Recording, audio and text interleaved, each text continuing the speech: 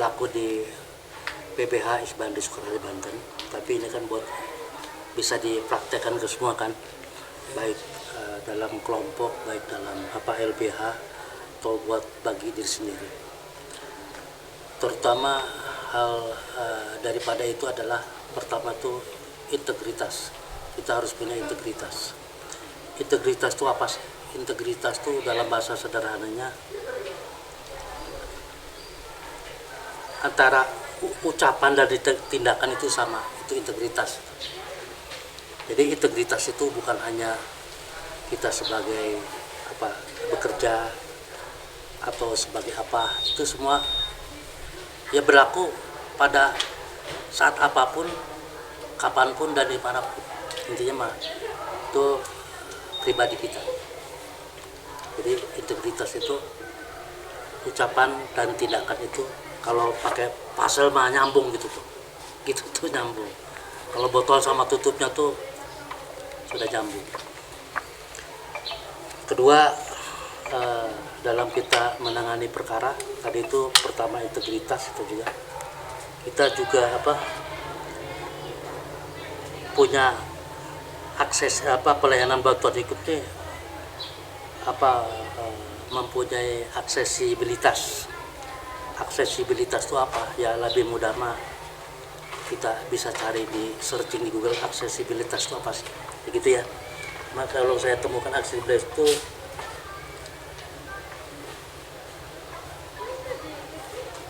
adalah kemudahan dicapai oleh orang terhadap suatu objek, pelayanan atau lingkungan. Dalam pengertian yang lain bahwa aksesibilitas itu mudah mencapai lokasi. Kalau informasi kita mudah mendapat informasi, kira-kira seperti itu. Inklusif juga semua tercakup lah gitu tuh. Inklusif itu tidak mendiskriminasi bahwa misalnya orang cacat harus begini, sama kita juga diberi pelayanan setara, tidak ada perbedaan-perbedaan.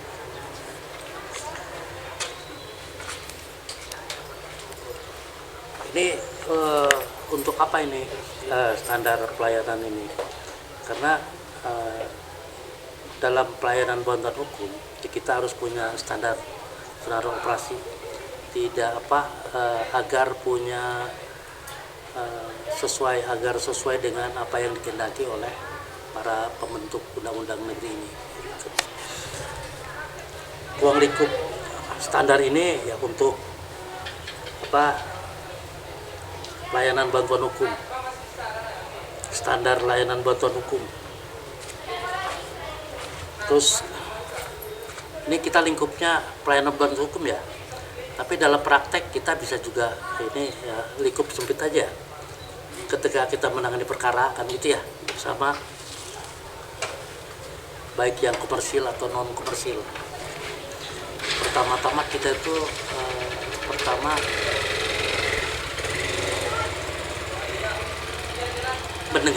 mendengar keterangan dari penerima bantuan hukum atau orang yang sedang mencari penyelesaian masalah. Kita identifikasi masalahnya dan biarkan orang itu bicara secara jujur, secara sejujur-jujurnya. Jadi kita dapatkan fakta, data juga secara benar. Dan kita setelah mendapat data atau fakta atau masalah apa adanya, baru kita analisa. Misalnya orang mengatakan begini, pada tahun 1600 misalnya, kakek saya, buyut saya punya tanah, misalnya lapangan bola itu punya kakek saya. Kita langsung itu kan langsung terima kan begitu. Maksudnya kita tanyakan dulu suratnya apa kan gitu ya. Kalau kita mengaku sesuatu itu kita orang itu harus punya bukti. Kalau dalam peradilan itu umumnya bukti surat.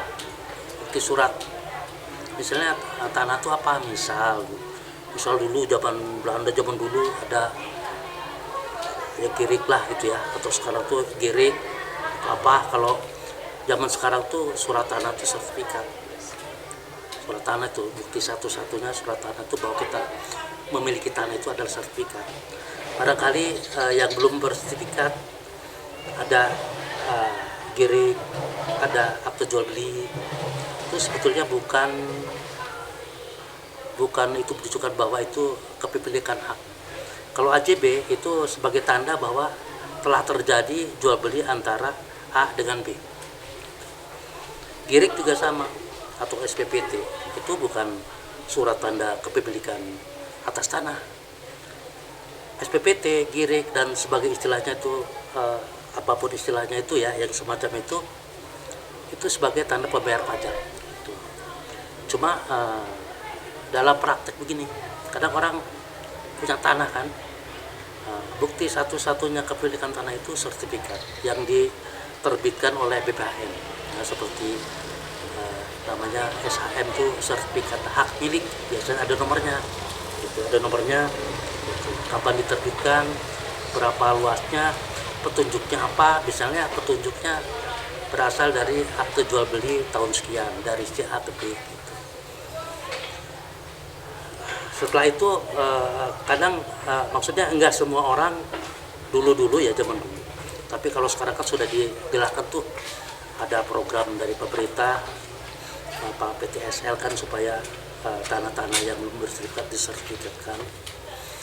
Itu ada girik misalnya, misal itu tanah ya misal tanahnya dikuasain orang, kita mengaku, misal si yang mau dibantu kita ini mengaku bahwa itu tuh rumah itu punya saya, kan itu ya.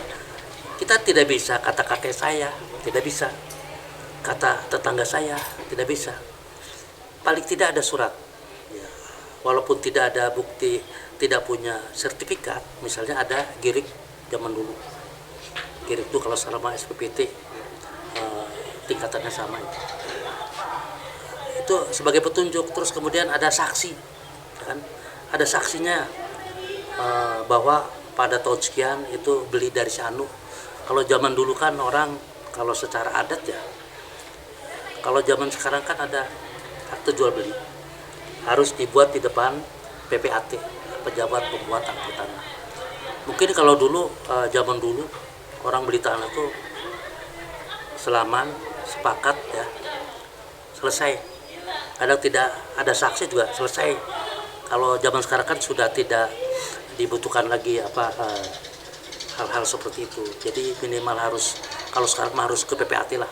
Kalau zaman dulu ya, dulu cukup selaman atau disaksikan 2 orang, ya kan, apa terjadi. Misalnya kondisi seperti itu ya, misalnya ada giriknya atas nama si A misalnya kan. Terus ada saksinya ya warga situ atau siapa, ada 2 orang saksi. Ya itu kita bisa kita tangani gitu. Walaupun itu kita tidak bisa menjanjikan bahwa ini nih kemungkinan akan menang, ya. Kita tidak boleh menjanjikan hal-hal yang tidak pasti, ya. Karena begini,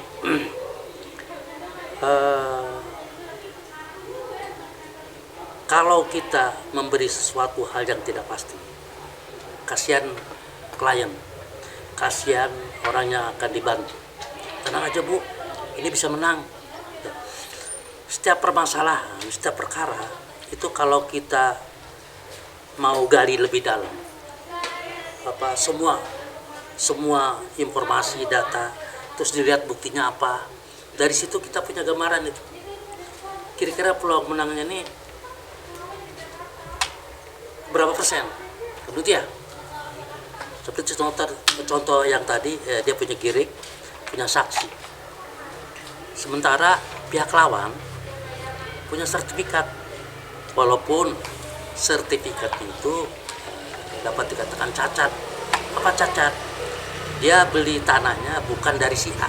Sebetulnya tanah milik si A gitu kan. dia punya giring, punya saksi, dan warga tahu semua. Tapi dia punya, misalnya pihak lawan punya sertifikat, tapi penerbitan sertifikat itu, alas haknya, akte jual belinya, dia belinya walaupun itu tanah yang menunjuk itu, tapi bukan pemilik dari tanah yang rumah ada yang putih itu tuh, kira-kira seperti itu. Hal-hal itu ya, bisa diajukan, dan kita jangan berpikir bahwa itu memang sertifikat dikatakan. Sertifikat adalah suatu tanda bukti yang kuat dan penuh. Kalau kita berpikir ke situ, kita akan mundur kali kan. Tapi kalau lihat fakta, sertifikat itu timbul dari orang yang beli, kasarnya bukan pemilik. Nah, itu sertifikat itu bisa dibatalkan. Tapi dibatalkan itu bukan kita datang ke BPN ya. BPN tidak akan begitu saja mau, karena harus melalui pengujian dulu. Pengujiannya di mana? Bahwa ini sertifikat ini bisa dibatalkan atau tidak, bahwa sertifikat ini cacat gitu kan, memiliki cacat, dan diujinya itu di pengadilan gitu. Setelah ada putusan dan sudah inkrah, baru bisa datang ke pengadilan supaya ke BPN supaya terbit itu kasarnya dibatalkan. Inkrah itu apa? Inkrah itu putusan yang sudah memiliki kekuatan hukum tetap. Misal gini, perkara A dan B. Hari ini kita putus nih oleh pengadilan ya. Penggugat hadir, tergugat hadir. Itu berarti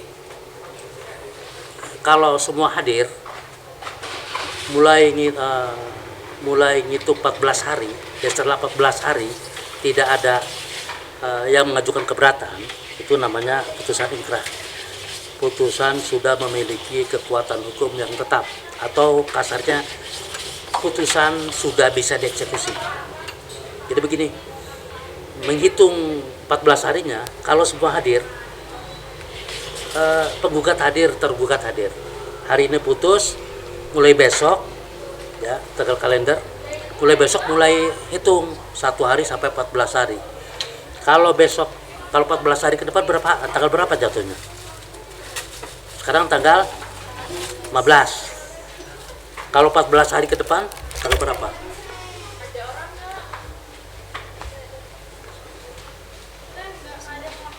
Apa? 29. Ada 30. Kalau 30 15. 29 ya. Nah, berarti itu sudah jatuh 14 hari. Kan tadi itu hadir kan, penggugat hadir, tergugat hadir. Berarti misalnya saya sebagai penggugat, mulai gitu 14 hari itu besok hari. Tergugat juga sama, mulai ngitung 14 harinya besok hari. Untuk apa? Itu untuk kepastian hukum. Bahwa kalau dalam tempo 14 hari tidak ada yang mengajukan keberatan, kalau dalam pengadilan negeri, kalau misalnya ada putusan nih, orang keberatan dengan putusan ini, tidak sependapat dengan putusan ini, kasarnya dikalahkan ya, itu yang bersangkutan mengajukannya ke pengadilan tinggi negeri, pengadilan tinggi aja ya. Kalau pengadilan agama mengajukan keberatannya atau banding, mengajukannya ke pengadilan tinggi agama. Tapi kalau pengadilan negeri nggak ada, pengadilan tinggi negeri nggak ada, cuma cukup pengadilan tinggi. Kalau pengadilan agama, pengadilan untuk mengajukan bandingnya pengadilan tinggi agama. PT UN juga sama, pengadilan tata usaha, pengadilan tinggi tata usaha negara. Misal dalam tempo sampai tanggal 29 tidak ada yang mengajukan keberatan ya, baik penggugat atau tergugat, itu namanya besok harinya tuh tanggal 30 tuh putusan sudah mempunyai kekuatan hukum tetap.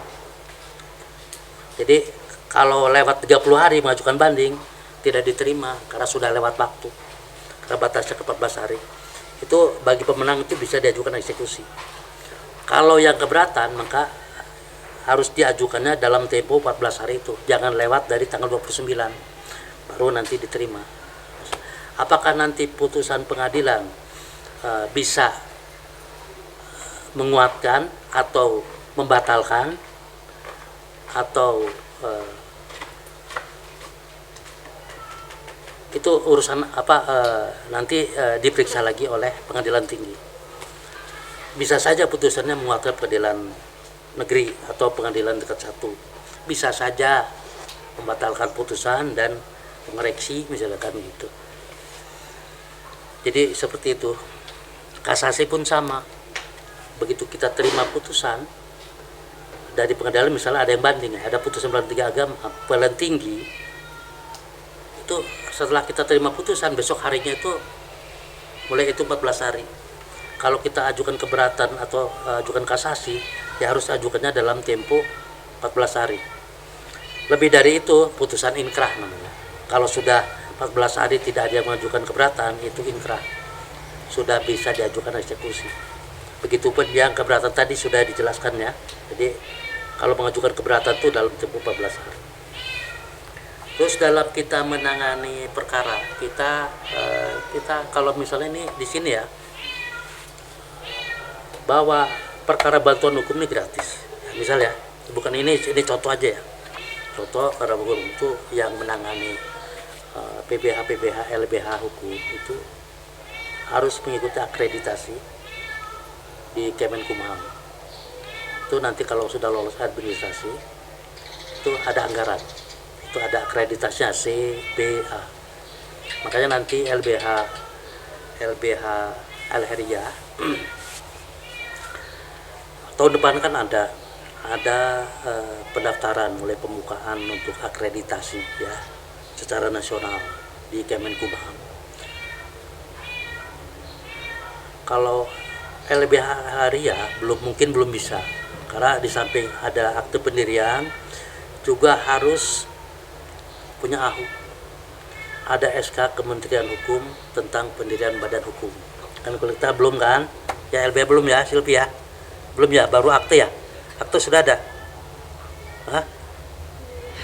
Kita belum tahu ya, yaudah gitu. Jadi kalaupun nanti itu pertama biar gak abal-abal kan, dibuat akte pendirian itu di notaris. Setelah itu diajukan ke Kementerian Hukum dan HAM. Apakah nanti ini namanya sesuai, apakah nama ini ada bentrok dengan nama lain, pasti kan ditolak tuh, harus suruh dirubah misalnya. Oh kalau ini sudah sama itu harus dirubah gitu. Nah setelah kita dapat surat keputusan dari Menteri Hukum dan HAM ya kan, nah, kita udah bisa tuh ikuti program. Tapi ada syarat juga.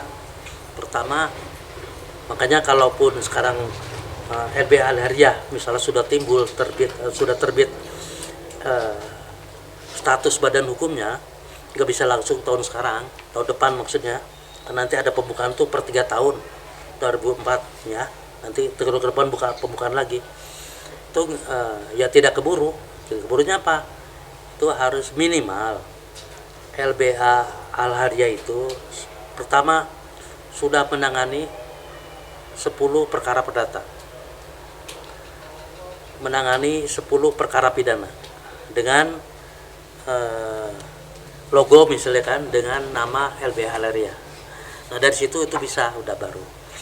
Terus nanti ada pengacaranya, ada advokatnya itu kan, ada paralegalnya gitu. Paralegal tuh ya boleh disebut begini, paralegal tuh mahasiswa fakultas hukum atau orang umum ya yang bekerja dalam bidang hukum di bawah pengawasan advokat, kasarnya begitu, atau di bawah pengawasan kantor advokat lah gitu. Jadi orang yang tidak bisa jadi advokat tapi bekerja gitu kan, atau mahasiswa untuk menambah pengetahuannya, untuk menambah dalam bidang hukum, mereka jadi paralegal gitu. Jadi syaratnya tuh kalau untuk pendaftaran pertama LBH itu LBH di kementerian hukum, satu syaratnya ada satu advokat minimal, 5 paralegal. Paralegal itu ya kayak ya teman-teman di sini nih, mahasiswa fakultas hukum ya kan, bekerja di bidang hukum di bawah pengawasan kantor advokat, kira-kira seperti itu. Di samping itu ada surat keterangan domisili. Surat keterangan domisili LBH LRIA dari kantor kelurahan. Terus kalau memang gedung itu punya sendiri, ya tunjukin suratnya apa, misalnya sertifikat. Kalau gedung itu ngontrak misalnya kan, ya harus tunjukin surat kontraknya gitu. Terus ada rekening atas nama LBH LRIA. Di samping itu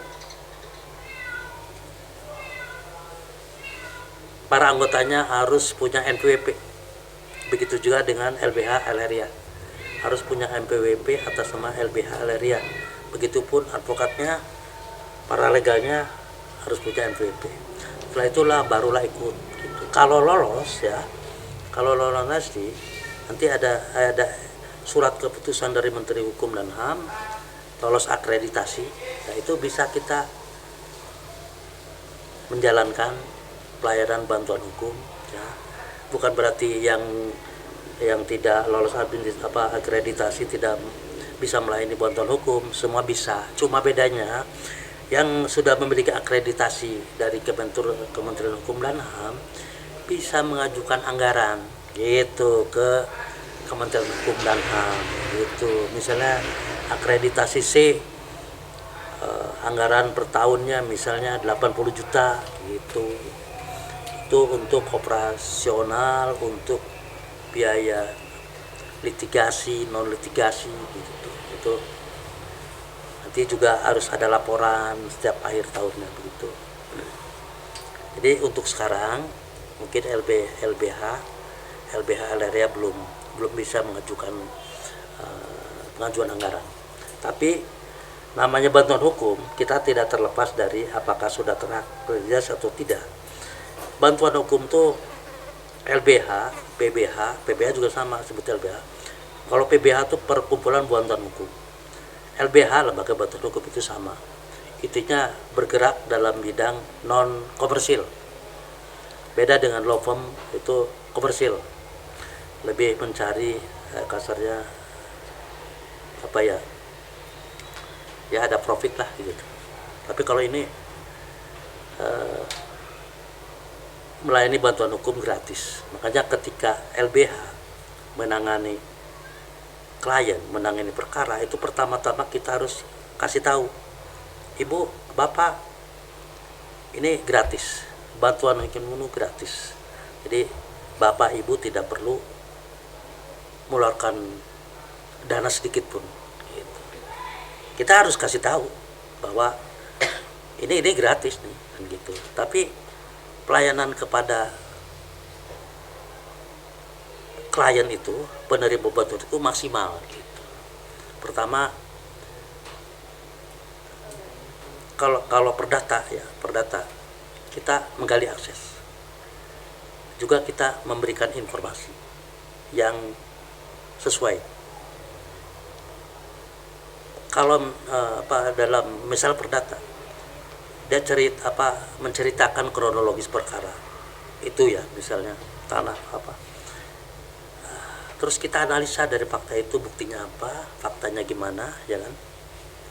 Kalau kita memang dari fakta itu, dari bukti-bukti itu lemah, ya kita sampaikan, jangan dibohongi gitu tuh, jangan dibohongi. Oh tenang aja, nanti bilang aja berapa persen nih kira-kira menang nih, kan begitu ya. Jangan sampai orang sebetulnya lemah nih perkara nih, dapat nanti menang, orang gembira kasarnya begitu ya, orang ngejual sawah ya kan, nanti menang tidak, kasihan kan. Makanya pokoknya jangan takut nggak dapat rezeki, kita percaya aja rezeki itu ada di depan ya.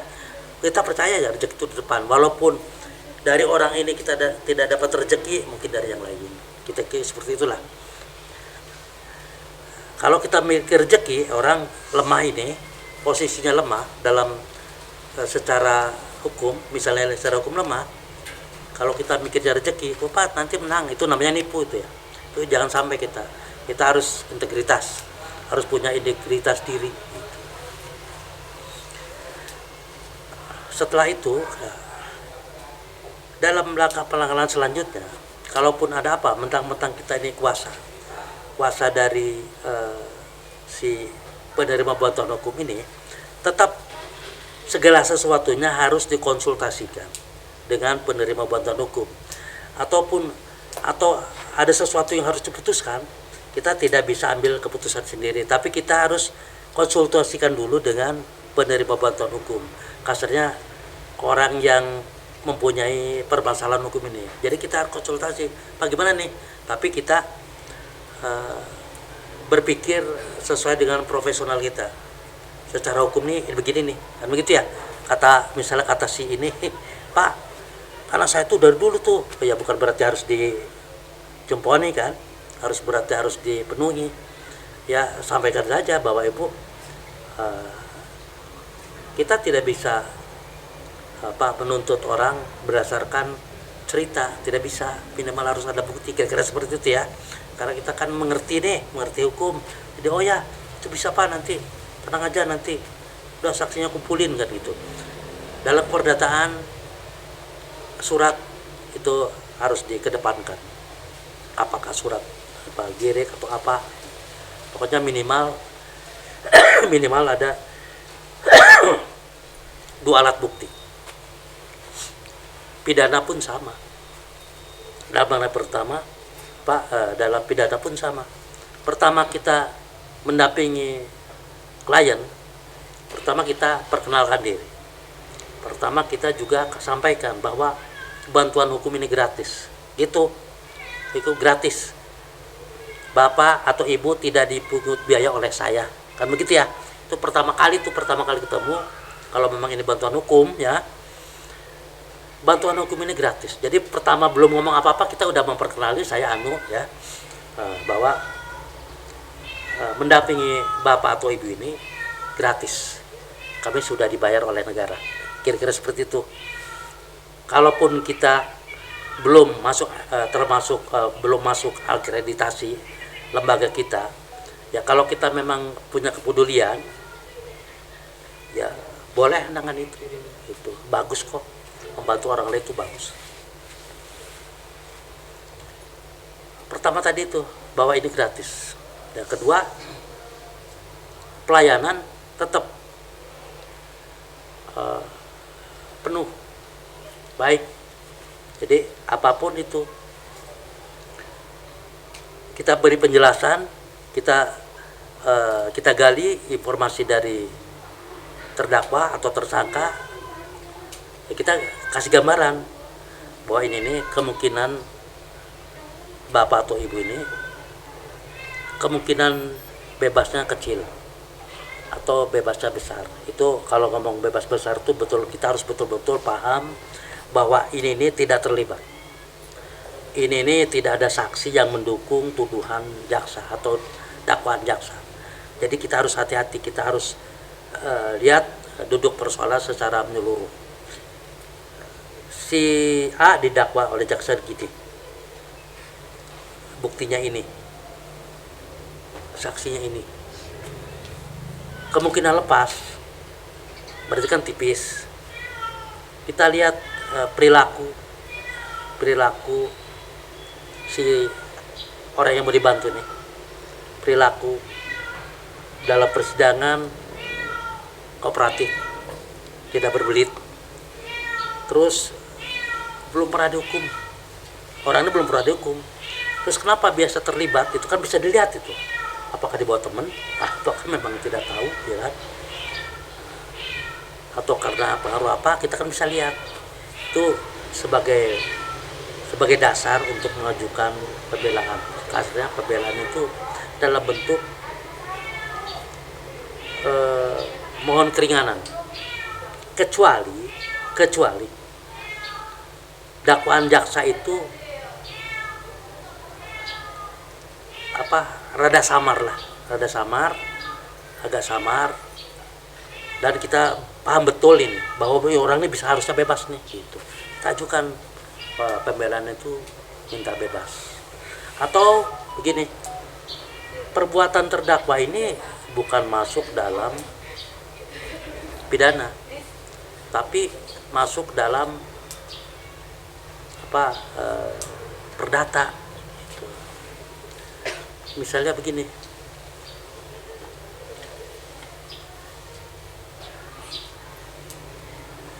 kita menggarap menggarap sawah karena dulu dia punya girik kan itu ya, tidak tahu bahwa sawah itu sudah ada sertifikat atas sama orang gitu. Dilaporkanlah ke kepolisian, itu dia pencoretan tanah kan, tapi dia bisa buktikan bahwa saya ini punya girik nih atas tanah itu.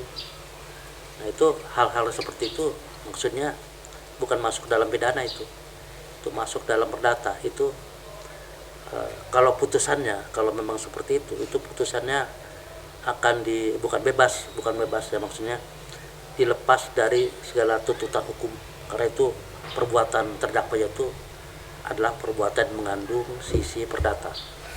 Jadi solusi yang ini yang baiknya si pelapor itu harusnya mengajukan gugatan ke pengadilan negeri, bukan pencoretan tanah, tapi mengajukan gugatan perbuatan melawan hukum karena dia menggarap sawah miliknya. Kalau iya itu ya, kalau dia rasa itu punya tanah akan itu gitu. Terus disambung itu segala informasi jalannya perkara kita harus sampaikan kepada terdakwa atau kepada pihak ya, apakah itu adalah perdata pihak penggugat atau tergugat, kita harus sampaikan.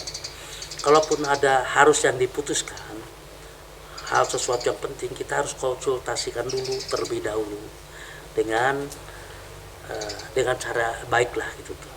Pak ini gimana nih gitu, baru kita putuskan. Terus misal sudah putusannya kita lihat putusannya, kalau itu misalnya putusannya dikalahkan misalnya, itu juga kita harus kasih kasih penjelasan. Kalau bahasa sederhana kasih penjelasan bahwa ini misal kalaupun nanti gajukan banding kemungkinan begini, kemungkinan ya, kita harus berilah peluang, jangan dipastikan bahwa ini begini, ini kemungkinan menurut analisa kami ya kan itu ya. Kalau lihat data dan fakta kita ajukan banding nih, kemungkinan putusannya begini, jangan pastikan nanti menang, tenang aja, tapi kita harus beberkan itu kenapa kita ngomong begini, faktanya apa, buktinya apa, kan gitu ya. Begitu juga kepada terhadap putusan kasasi. Kalau kita mau kasasi ya kesampaikan dulu. Misal kita penuh album kasasi percuma, ya lebih baik tidak usah. Jadi semua disampaikan, semua dikomunikasikan dengan klien. Itu untuk semua, untuk baik di pengadilan negeri, pengadilan agama, pengadilan PT UN, begitu juga terhadap perkara-perkara yang kalau bisa dimediasikan, kita namanya kalau yang diselesaikan di pengadilan itu namanya litigasi. Litigasi itu apa? Ya perkara-perkara yang umumnya diselesaikan di tingkat pengadilan.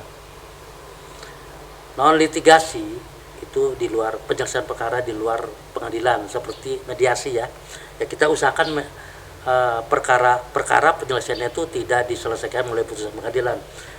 Kita melakukan mediasi, malah itu lebih cepat kan. Kita lakukan mediasi dengan orang yang dianggap merugikan atau yang dianggap penduduk kita melakukan perbuatan melawan hukum. Mudah-mudahan kan itu dengan mediasi bisa selesai.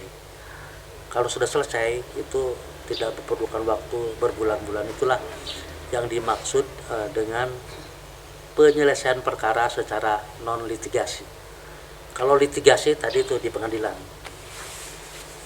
Kalau non litigasi berarti penyelesaian perkara di luar pengadilan.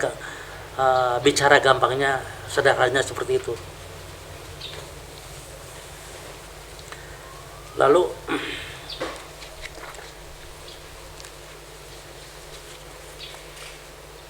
setelah putus misalnya, tidak ada inkrah ya, sudah inkrah. Tidak ada, maksudnya bukan tidak ada inkrah, maksudnya tidak ada yang keberatan, berarti putusan itu sudah inkrah.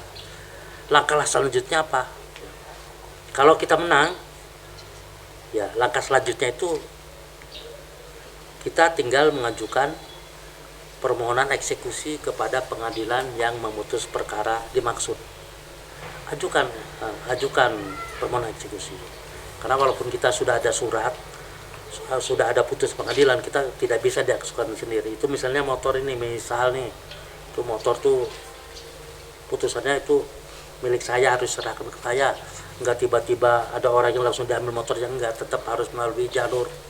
Kita mengajukan permohonan kepada ketua pengadilan, permohonan untuk eksekusi putusan ya. Nah, nanti ketua tuh panggil si orang yang pihak dikalahkan, ya orang yang pihak disuruh oleh pengadilan menyerahkan motor kepada saya misalnya kan. Panggil namanya Anmaning, kasalnya An Maning, itu teguran lah. Panggil menghadap ketua, kata ketua PN begini, ya sudah serahkan saja, gitu ya. Ini kan baru permohonan eksekusi kan, tapi ketua pengadilan kepada yang kalah itu sudah serahkan saja, ya kan. Kalau dia menyerahkan saat itu berarti eksekusi selesai, ya. Jadi tidak perlu ada paksa, ya. Tapi kalau si yang kalah itu tetap kekeh tidak mau menyerahkan, ya seperti di TV kan, ada beko ya, rubuhin itu bangunannya, itu namanya eksekusi paksa itu. Karena sudah dipanggil oleh ketua pengadilan, kasarnya ditegur, sudah udah pak, itu rumah itu serahkan saja sesuai dengan isi putusan. Kalau diserahkan berarti eksekusi selesai, ya, tidak perlu dieksekusi paksa. Tapi kalau memang bandel itu barulah pengadilan, ya, ketua pengadilan melalui di lapangan itu, yang itu tuh panitera, atas perintah ketua pengadilan melaksanakan eksekusi. Kalau perlu dibongkar ya harus siapa beko, siapa yang bayar, ya yang berperkara itu, orang yang dimenangkan itu yang bayar beko apa segala kan. Karena di sana kan harus memerlukan beko, ya harus bayar itu kan gitu. Terus kalau pidana eksekusinya apa? Kalau eksekusi pidana setelah putus, setelah inkrah, tidak ada yang banding, itu yang melaksanakan eksekusi itu jaksa gitu. Eksekusi lah berarti yang tadinya di rutan, kasarnya kan begitu ya, eksekusi jadi terpidana, berarti taruh di lapas, kira-kira seperti itu. Tapi dalam praktek mungkin aja karena rutannya kosong, ya kan, mungkin dia menjalankan pidananya di rutan. Kalau rutan itu hanya sementara, ketika proses perkara sedang berjalan itu tahanan itu dititipkannya di rumah tahanan. Tapi kalau sudah putus dan sudah inkrah, namanya bukan terdakwa lagi tapi terpidana, dan tepatnya adanya di lapas, lembaga permasyarakatan. Itu bedanya rutan dengan lapas.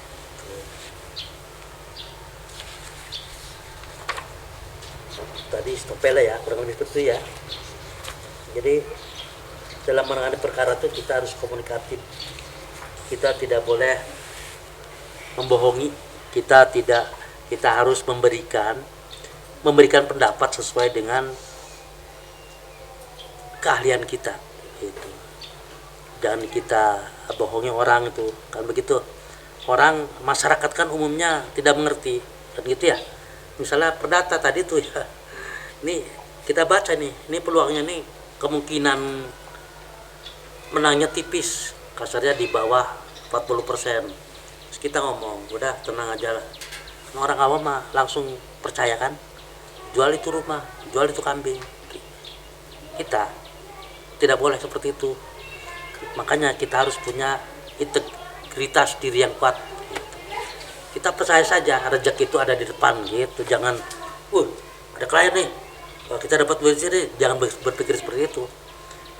Mungkin dari sini tidak ada rezeki, ya mungkin dari hal lain dapat. Jadi jangan melulu dapat dari sini. Tapi kalau kita pikirnya begitu, itu kita bisa membohongi klien itu. Nanti klien menang enggak, duit habis. Kita jangan seperti itu. Lalu kemudian begini, soal bukti.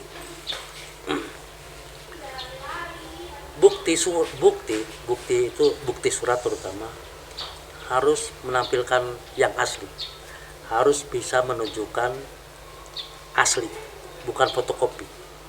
Fotokopi walaupun dibuat tidak ada gunanya, ya tidak ada gunanya karena fotokopi itu bukan sebagai alat bukti. Itu oleh hakim itu akan dikesampingkan, kecuali dalam persidangan ya aslinya difotokopi dulu, diberi materai, dibawa ke kantor pos, dileges namanya, baru itu bisa untuk dijadikan bukti. Kalau belum dileges ke kantor pos nanti ditolak oleh hakim. Pak, ini bawa dulu ke kantor pos, kasih materai dulu. Contohnya seperti itu. Setelah dikasih materai, dileges, distempel oleh kantor, bawalah. Kita juga harus menunjukkan aslinya gitu. Nanti hakim itu akan di fotokopi yang sudah dileges itu kodenya SDA, berarti sesuai dengan asli, tanggal gitu. Terus bukti jangan dipegang sama kita, tidak perlu. Gimana kalau nanti hilang? Setelah alat bukti itu ditunjukkan hakim yang asli, kita langsung serahkan kepada si pemilik surat itu. Jangan disimpan tuh ya, itu SOP-nya ya, tidak perlu langsung segera, itu bukan, karena itu bukan milik kita. Ketika kita mengenai perkara, misalnya dia buktinya apa, suratnya apa, fotokopian, itu kita nggak perlu, ya kita harus kasih tahu bahwa ini Pak bukan alat bukti ini. Walaupun itu betul sertifikat ya, tapi fotokopi. Itu kalau fotokopi tidak ada nilainya. Yang disebut ada nilainya itu kopi dari sertifikat asli ditunjukkan. Kita bisa nunjukin aslinya nih. Hakim itu akan periksa. Nanti kasih kode sesuai dengan asli. Aslinya diserahkan lagi ke kita. Itu nggak dipegang hakim. Hakim itu hanya pegang yang fotokopian itu yang sudah dikasih materai, dileges sama kantor pos itu. Dan ada kode, karena sudah nunjukkan asli, ada kodenya SDA sesuai dengan asli. Kalau fotokopi doang, kodenya kopi dari kopi, itu dapat dipastikan itu fotokopi itu akan dikesampingkan karena fotokopi bukan melulu kepan alat bukti. Atau misalnya foto apa ya, surat apa gitu tuh, misalnya dikeluarkan oleh kelurahan, ya nggak bisa juga, kecuali kita bisa ditujukan ke kepala desa, kita seperti dilegalisir. Jadi untuk pembanding kita serahkan itu kan fotokopinya. Kita nggak punya aslinya misalnya, tapi ini produk ini dikeluarkan oleh instansi apa gitu kan. Kita maksudnya untuk menegaskan bahwa itu betul produk kami gitu kan. Hal-hal seperti itu, bukti-bukti seperti itu ya harus kita upayakan kalau bisa jangan satu, karena alat bukti di pengadilan itu minimal 2, paling sedikit 2. Hakim dalam memutuskan perkara minimal tuh dengan 2 alat bukti. Tanpa alat bukti minimal 2, hakim sulit untuk memutuskan A atau B. Kalau tidak ada alat bukti, tidak punya dasar, sudah pasti itu perkara akan ditolak. Dengan pidana pun sama, di lapangan pidana pun sama. Putusan perkara itu minimal 2 alat bukti.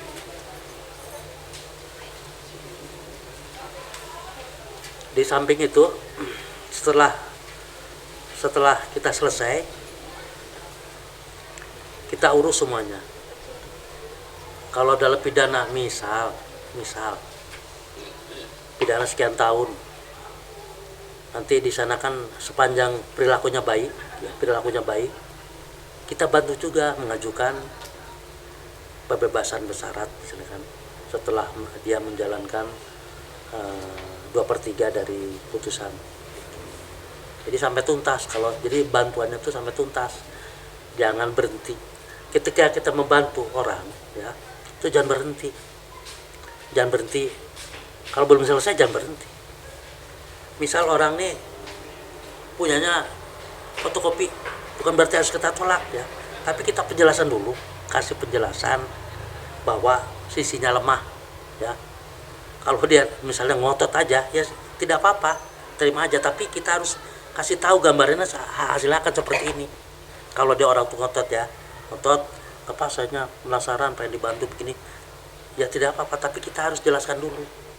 Jangan sampai ini kemungkinannya lemah menang, ya, kita bicara nanti tenang aja Pak, gitu, nggak boleh. Itu namanya orang tidak punya integritas diri. Dia harus kita kasih penjelasan. Kayaknya SOP tuh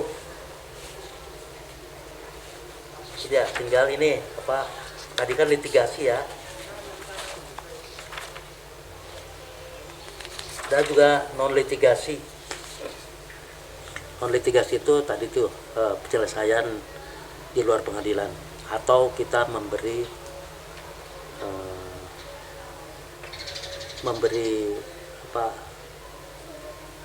penyadaran kepada masyarakat seperti melalui penyaluran hukum, ya kan, membantu membuat draft surat atau gugatan, gitu, melakukan investigasi, melakukan mediasi, itu non litigasi. Jadi lembaga bantuan hukum atau perkumpulan bantuan hukum yang sudah terintegrasi itu bisa melakukan hal-hal seperti itu, walaupun belum memiliki akreditasi, kita pun sama, kan itu aja bedanya. Tetap kita sampaikan ini gratis, non komersil, gitu. Bagi para mahasiswa itu baik untuk pengembangan diri, apakah nanti ke depan jadi advokat atau tidak itu tidak masalah, tapi perjalanan ini akan ada manfaat di kemudian hari, kan gitu. Yang penting Pak mahasiswa itu baca ngamati, ikuti sidang di pengadilan, gitu. Terus kalau baca tuh jangan setengah jangan tengah-tengah, jangan tengahnya doang, jangan depannya doang, jangan belakangnya doang, semua kasarnya dari jilid pertama sampai jilid akhir. Jadi kita apa yang kita dapat, apa yang kita baca itu menyeluruh, gitu. Jadi nggak sepotong-sepotong, itu harus seperti itu. Juga kita juga harus tetap baik dalam melayani, dalam penanganan perkara, baik ya non komersil ataupun komersil sama. Bedanya kalau yang sudah mempunyai akreditasi, pelayanan litigasi dan non litigasi itu dibayar oleh negara.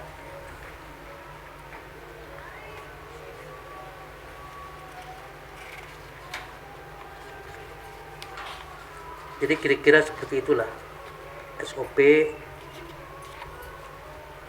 pelayanan, pemberian layanan bantuan hukum. Nanti ini bisa difotokopi, bisa diperbanyak. Ini bisa untuk bantuan hukum, ini sumbernya nih dari peraturan Kemenkumham, ya, dari peraturan Kemenkumham terkait dengan undang-undang bantuan hukum, bahwa kenapa ini ada bantuan hukum gratis, karena negara harus hadir ketika rakyatnya yang tidak mampu dihadapkan pada permasalahan hukum.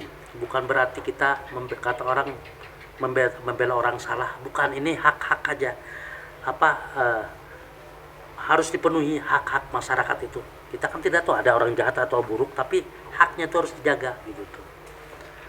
Kecuali tapi kalau negara sih gak ngelihat begitu, mau penjahat kambuhan tetap didampingi ya, karena menyangkut hak asasi. Jangan kita baper, ini mah penjahat, bukan. Kita bukan membela kejahatannya, tapi kita menjaga hak-hak dari orang itu gitu. Kalau memang kejahatannya sekian, ya hukumnya harus sekian, harus adil gitu. Kenapa dia berbuat jahat, itu kan bisa dilihat ya. Apakah memang orang ini sebagai mata pencarian, atau memang terpaksa, atau apa, itu nanti di dalam persidangan itu akan terungkap semuanya.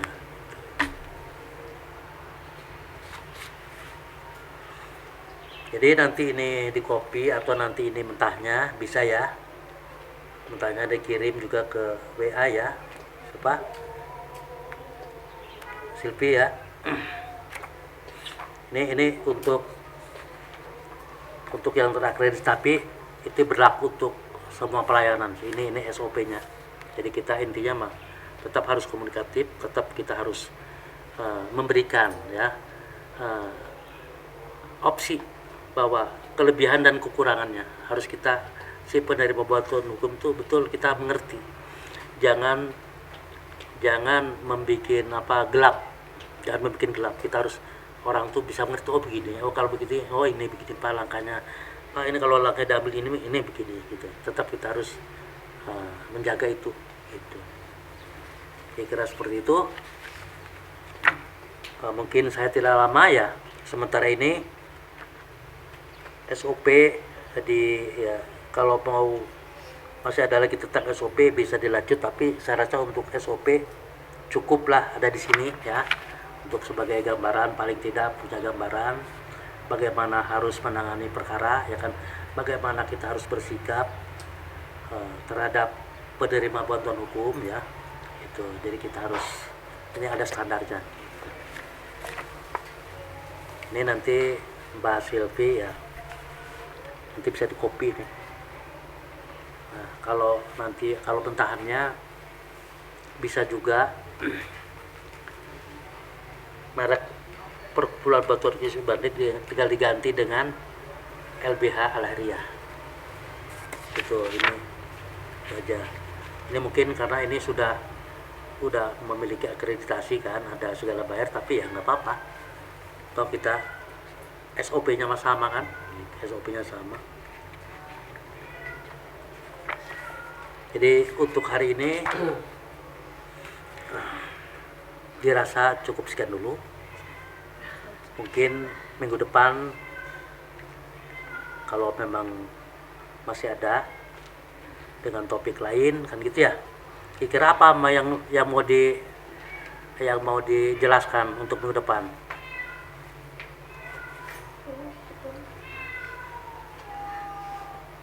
Apa? Kalau ini kan SOP nih, kemarin cara bikin gugatan.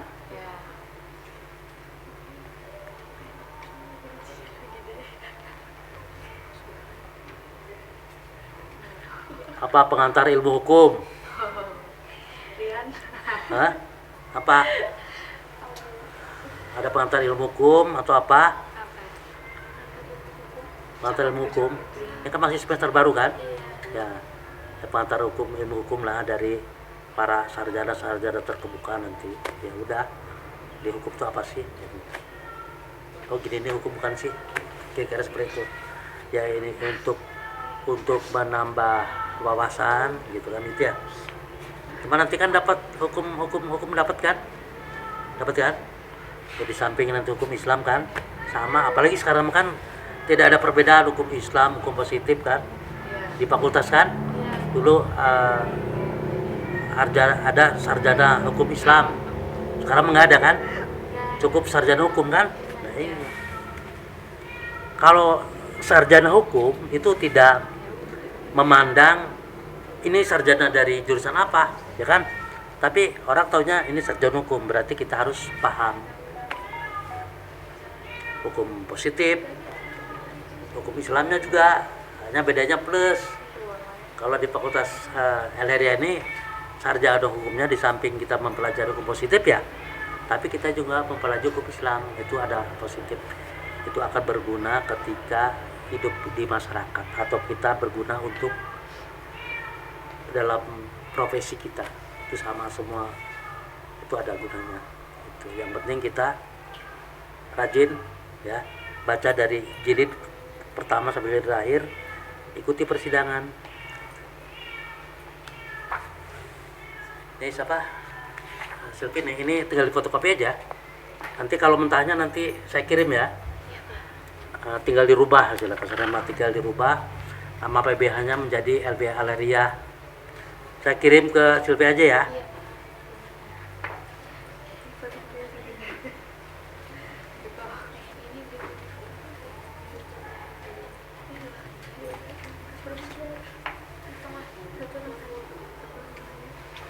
Pak, Ya. satu orang satu segini. Iya. Masa satu orang satu lembar? Iya, masa semua itu kan? Iya, iya. Itu di situ kan ada SOP, Halo, semua ketemu. pelayanan bantuan hukum. Kalau yang saya kirim file mentahnya aja ya, Word-nya ya. Jadi kalau mau diedit misalnya dibikin nama PBH-nya ganti LBH LHRIA gitu.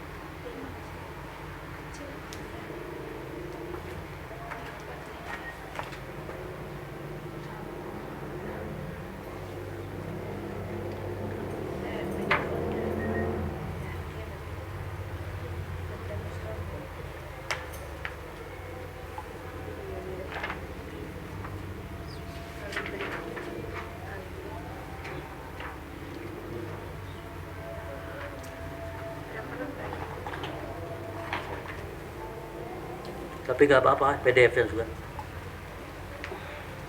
Itu saya kirim file Word sama PDF.